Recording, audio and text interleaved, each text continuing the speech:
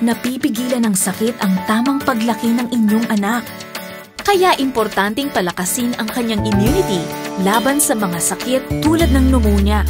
Kung ang inyong anak ay nahihirapang huminga, mataas ang lagnat, inuubo, masakit ang dibdib, nanghihina at walang ganang kumain, malamang meron na siyang pneumonia. Ang pneumonia ay isang sanhi ng pamamaga ng small airways sa lungs ng bata. Dahil dito, nakukulangan ng oxygen ang katawan. Nakakahawa ang sakit na ito. At kung pabalik-balik ang pneumonia ng bata, hihina ang kanyang immune system na pwedeng maging dahilan ng pagpigil ng kanyang tamang paglaki.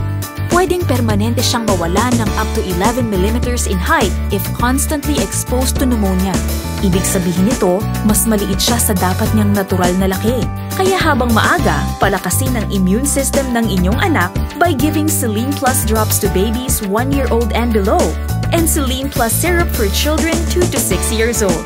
It has 100 milligrams vitamin C and 10 milligrams zinc. Ang vitamin C ng Selene Plus ay nagpapalakas ng immune system para laging sapat ang resistensya ng bata laban sa sakit tulad ng pneumonia.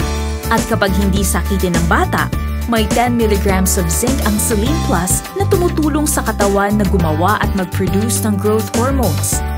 Kaya with Selene Plus, napapalakas ang immunity ng inyong anak para tiyak na lumaki siya ng tama ayon sa kanyang edad.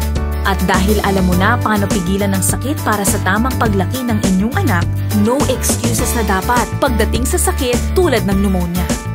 Kaya mag-Selene Plus everyday with vitamin C and zinc. Selene Plus, pamanang plus na proteksyon para sa tamang paglaki.